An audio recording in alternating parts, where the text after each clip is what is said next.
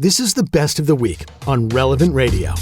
Living in Southern California, which is really an arid desert, no matter how much we use our irrigation and landscaping, we really haven't seen rain, should I say, in months. So it started actually raining pretty hard for Southern California the other day, and I was cracking up. My girls immediately disappeared out of nowhere, and they've never done this particular thing before. That is, they come downstairs. You should know it was 50 degrees outside, and they come downstairs in their bathing suits. My 3-year-old fully stripped down and fully got dressed, my 1-year-old, and they said, okay, we're ready to go outside and go swimming in the rain. They were completely ready to go. It was quite the dispute, and I think that they might have snuck out really briefly under the guise of my husband's office door outside, but I don't think they lasted because they were not wet and came back inside. They were just cracking me up. But while we're over here getting closer to the holiday season, I know Thanksgiving's coming, we are coming up on Advent, and I think that Advent is such a special season, especially for just preparing that way for Christ as it's meant to.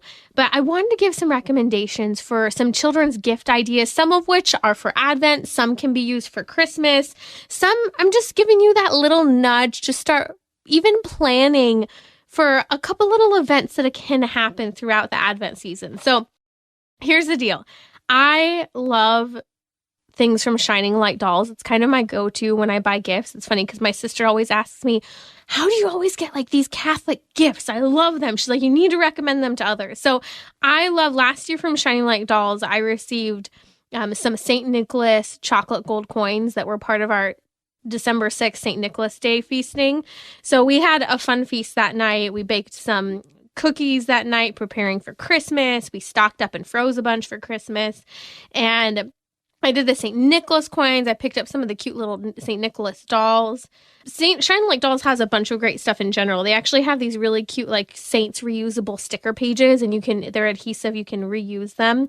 But I think my favorite thing from Shining Light Dolls that I wanted to mention for Advent is their Nativity wood set. It's just the cutest little kid-oriented, sturdy wood pieces that the kids can play with. And they also have a St. George wood set that I think is adorable. I got for one of my nephews a few years back for his birthday. And it's similar. It's a wood set. It has the dragon. It has St. George. It has the horse. So they have some really neat things if you're looking for Christmas gifts, or again, for maybe that kid-friendly nativity scene. A couple of books, because we love Christmas books in our house. In fact, it's a little bit of a fight between my 3-year-old and I the last 2 years. Literally the last 2 years, she remembers and she wants those Christmas books back. We basically have them out from Advent until Christmas is over, that full Christmas season up to February 2nd with that presentation of our Lord, also known as the Purification of Our Lady. So here are some of the favorite Christmas books. So my favorite for both the story and the imagery is great is actually The Wise Men Who Found Christmas. Another one two of them that were really nice, and the art is just fabulous in them, although it doesn't have much of a story. The story's there if you know the story of Christ and Christmas. Those two would be A Child's Christmas Counting Book and A Child's Christmas ABCs. The art is so beautiful, and my daughters have just loved the last couple years, especially for my 3-year-old, just sitting there and staring at those images. They're truly breathtaking. I've enjoyed it. And we've made up some fun and funny versions of turning it into a song as we read them as well. Other things I love for the Advent season, I'll have more recommendations as the weeks go on. I'm kind of aggregating what I like from different places.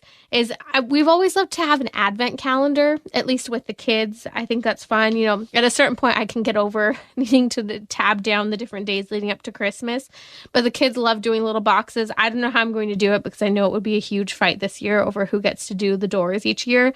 But if you want to see that full list to a lot of the resources we mentioned today on the program, especially some of these Advent and Christmas recommendations of gifts and books, especially for kids, you can check out relevantradio.com/trending. The show notes for each episode are always there. You can share an episode with a friend, or you can also just grab those links that you need wherever you catch your podcasts, or again, right there at relevantradio.com/trending or on our Relevant Radio app. Another thing hope to kind of nudge you to think about is start planning which feasts and days during the Advent season you want to celebrate. We have a really neat calendar of events available to us between Advent and the Christmas season. But you have St. Nicholas's feast day on December 6th. These last few years I've done some type of a new sock or shoe, depending on what was more economical for each person. So either a sock or a shoe, and then a little goodie or two. I think we did St. Nicholas dolls from Shining Light last year.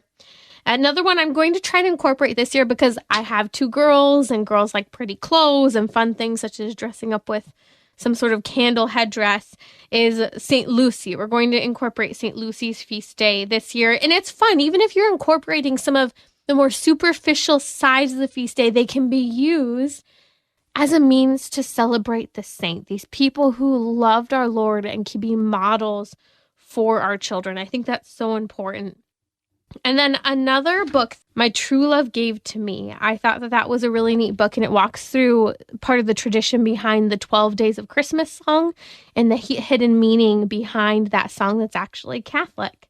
And then if you're looking for, again, I'll have more Christmas book recommendations. If you're looking for more recommendations, there's also, it's the Mass Toddler Missal.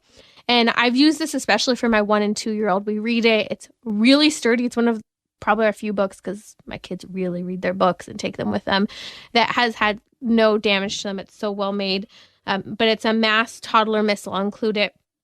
And it's really simple, and it just really drives home the be quiet and look and behave and pay attention book kind of ideas for Mass. And then there's an interactive Mass book that is really great that I will include in the show notes as well. So those are some recommendations. If you're a grandparent, a parent, a godparent, I know always trying to figure out, how do you navigate being a godparent? What do you do? Well, I think this is one great way to bring some of those celebrations. Have people over for St. Nicholas's feast day or for St. Lucy's. Start creating those fun traditions and memories that I think are so important, both for children, but especially for adults as well. This is a great means of evangelization. And if you're ever looking for ideas for ways to celebrate feast days and foods, there's a great book by Kendra Tierney at Catholic All Year, and it's on the living liturgically. And she has everything from food recommendations to ways to party and celebrate